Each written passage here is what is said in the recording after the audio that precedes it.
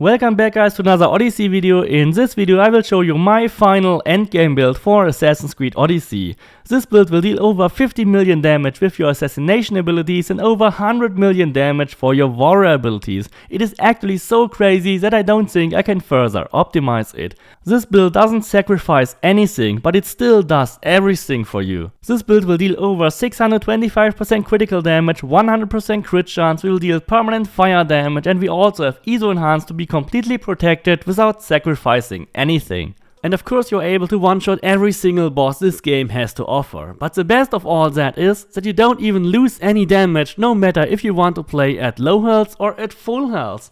This build will have over 300,000 warrior damage and 800,000 assassin damage, and you will always deal the same damage no matter what engraving you pick on your second weapon. For example, if you engrave 100% damage but health capped to 25%, you will deal 2.5 million damage when you shoot a normal arrow. When we switch that engraving to an armor penetration engraving, we will actually have a lower amount of warrior and hunter damage, but the armor penetration acts as a reverse multiplier by lowering your enemy's armor, and therefore you still deal the same 2.5 million damage.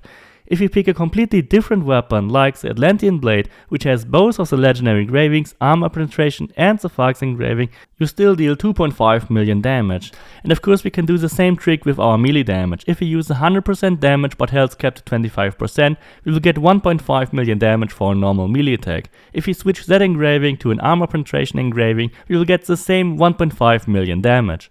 And even when we switch to the complete different weapon, the Atlantean Blade, which has no damage swords but instead armor penetration and the Fox engraving, we still get the same 1.5 million damage when we do a normal melee attack. That is because at 300,000 warrior damage, 30% damage with swords, armor penetration and the Fox engraving will all give you the exact same damage boost. In all of these three combinations, we use only two of these possible three engravings. So if you want to play at full health, you can just use a second sword with armor penetration and still deal the same damage. If you don't have a perfect second sword, you can simply use the Atlantean Blade with both of the legendary engravings and also still deal the same damage.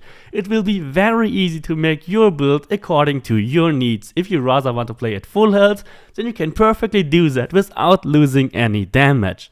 So no matter if you play at full health or not, you will always get the same 2 million damage for your light attack, 3 million damage for your heavy attack and 9 million damage for the charged heavy attack. And you don't even have to worry about your fire damage because it is always on. Ring of Chaos will give you around 4 million damage, while Fury of the Bloodline in an animation cancel will give you up to 14 or 18 million damage, and an Overpower animation cancel will give you over 37 million. The key to get the highest damage in Assassin's Creed Odyssey is of course to use the Champion Ostracar. This engraving is not only giving you 200% instead of the written 100%, but in combination with the Hunter damage conversion you will get an additional 100% damage converted out of the unused Hunter damage, which will give you up to 300% Warrior and Assassin damage. To further boost our Hunter damage, we will use the Captain and the Cyclops Ostracar that gives us plus 100% headshot damage. This engraving can be unlocked when you solve the Ostracar, the Captain and the Cyclops in Aleos village on Corfu Island. With this engraving we will get over 4.5 million damage for a normal arrow, which is actually already enough to kill a mercenary, and over 12 million damage for a devastating shot.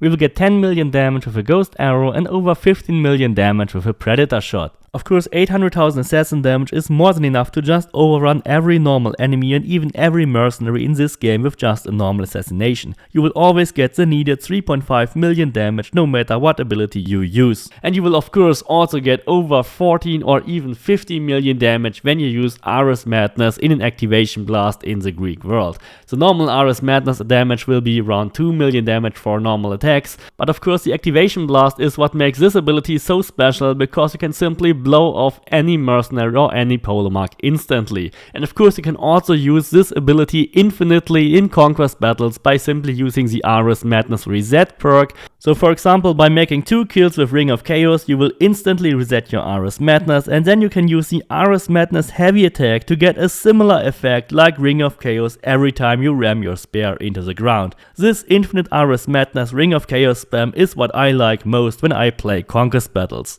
But let's finally take a look at the build, guys. We have 300,000 warrior damage and 800,000 assassin damage, which is even more assassin damage than in the max damage build for 2023. So this build is actually even better for assassin damage. We will also use both of the crit chance items. That means we will use the Stolen Easel Bracers and the Belt of the Sphinx. But don't be desperate now, of course there will also be a replacement if you don't have the Belt of the Sphinx. Using both of these items will allow us to have more freedom to place our weapon engravings and our weapon damage engravings, because we don't have to care about reaching 100% crit chance. We will get that anyway with these items.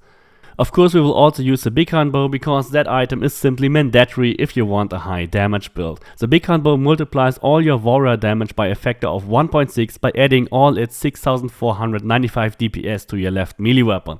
The Big Horn Bow is a glitched item that doubles all your warrior damage and nearly quadruples all your hunter damage, because it also uses the 300,000 warrior damage for shooting arrows. So you can completely ignore your hunter damage, you will only use the 300,000 damage for your warrior attacks and for your arrows as well. The Big Horn Bow can only be obtained from the Helix store, but the good thing is you can use your 200 free credits to get this item, which is absolutely mandatory if you want to have a good build. For the left melee weapon we will use Hater's Harper, which is the perfect epic warrior sword with warrior damage, 50% critical damage and 30% damage swords, and here I engrave the permanent fire damage engraving.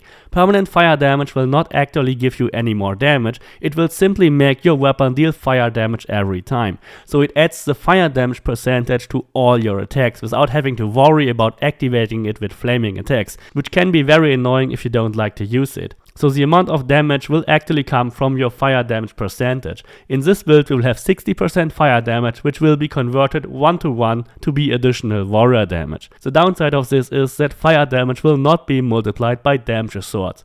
But 60% more damage is better than 99% of all the other engravings you can use. Hater's Harper can be acquired when you do the A Friend in Need quest in Attica. Make sure to lie to Hater to keep the sword at the end of the quest. For the second melee weapon we have multiple options. The first option of course is to use another perfect sword with warrior damage, damage swords and critical damage. On that sword you can engrave 100% damage but health cap to 25%. However, if you don't like to play with the health cap and you don't need the additional assassin damage from it, you can simply go for armor penetration. Armor penetration will give you the same damage for all your hunter and warrior attacks as I showed you in the beginning. It just doesn't give you any additional assassin damage. But your assassin damage is already overkill and more than enough to assassinate anyone, so you can happily play with armor penetration and deal exactly the same damage at full health. If you don't have a second perfect epic sword, you can also go for the Atlantean Blade. The Atlantean Blade has both of the legendary engravings, armor penetration and the plus 100% damage. It is not a sword, so you are lacking the 30% damage swords, but these two engravings will give you the same damage as another perfect epic sword. So it is a very nice replacement. It will give you the best of both worlds without having to use a second perfect sword. However, a perfect epic sword will be better by around 1 or 2% in total, because it also comes with warrior damage instead of hunter damage.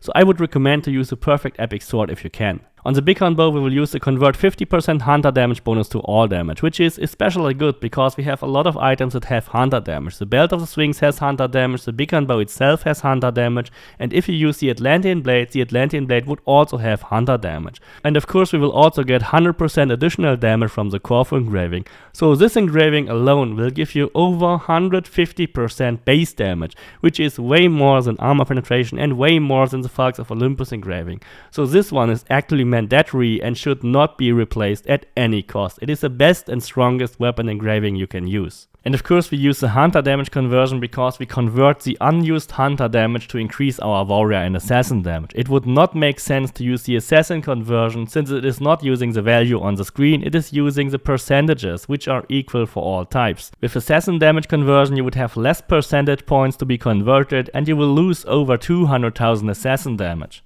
On the headgear we don't have to use any crit chance engravings. We can use warrior damage, damage swords and daggers and damage swords, and we still have room to engrave the Become ISO enhanced engraving. By the way, any item which I don't show you the location for can easily be found by simply using the blacksmith reload, since those are randomly generated items and you will get them really fast at the blacksmith.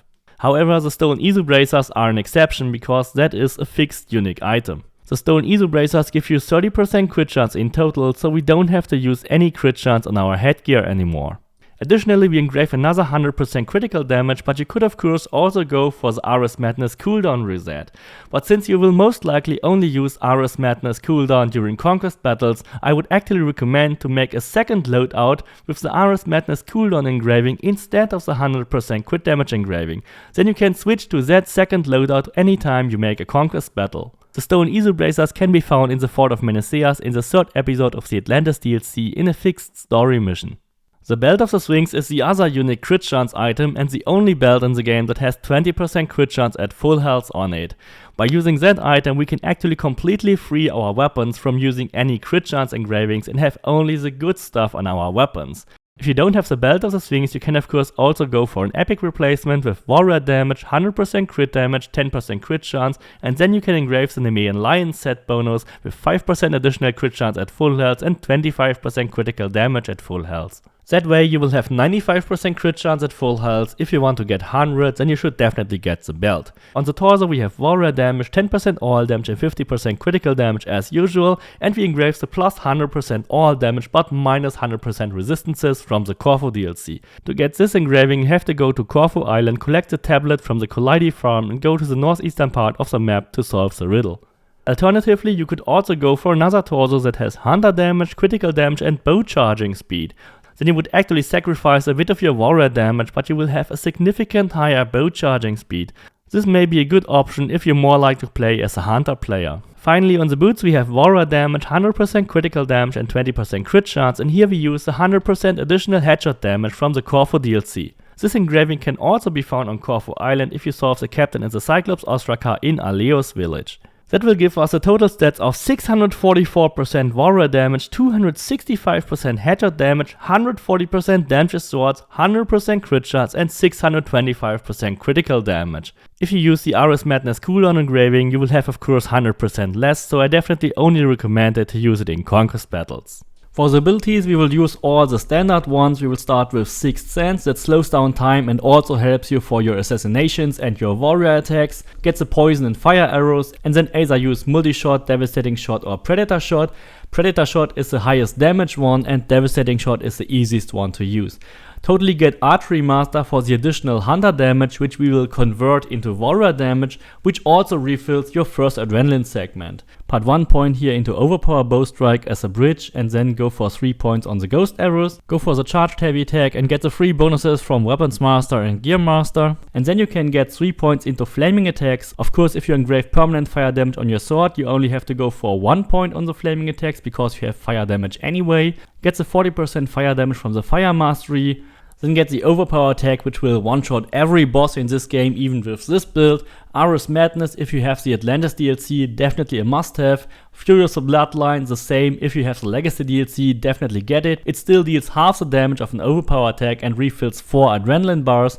Definitely get Ring of Chaos for crowd control. You can get Second Wind for your health refill or you simply use the Torch Glitch if you know how to do that. And in the Assassin tree go for Shadow Assassin which gives you 50% critical damage and an increased assassin damage. Pick up Rush Assassination. Critical Assassination is not needed but definitely go for Stealth Master to reduce all the noises you make and your footsteps and increase your out of combat damage overnight. The basic mastery point distribution should be 12 points on hunter damage because we will also convert that damage to be warrior damage, then 12 points on crit chance, crit damage and also headshot damage. In the warrior tab we will go for 12 points on warrior damage itself, then another 8 points on fire damage, 8 points on armor penetration. If you don't have so many points you can actually skip those, but here most important 15 points on damage sword, 15 points on the crit stuff, 12 points on the damage while full health and also 12 points on health gained per adrenaline spent. That one is actually optional, so you can actually save those 12 points, and if you also save those points on armor penetration and fire damage then you might only need 170 or 180 points to make this build. If you have more than 400 points, of course you can max out the hunter damage, you can max out the crit chance, crit damage and headshot damage. Go for a couple of points here on the hunter stuff, adrenaline, not consume special arrows and also damage with hunter abilities. Then in the warrior tab of course you will max out warrior damage, and further down we will max out fire damage and armor penetration and also put a couple of points on damage dealt restored as health, alongside with a general increase for all our abilities. And in the assassin tab we will go for damage whenever time is slowed down, max out assassin damage, absolutely maxed out damage swords, max out the critical chance, critical damage, damage while full health. If you have the points, go for a couple of adrenaline increases, health gained per adrenaline spent, and also damage for leads and bosses. Even more points could be spent on cooldown duration or even a general increase for your assassin abilities. This build is my personal favorite. I hope you really like this build. Please don't forget to subscribe, leave me a like, and see you next time.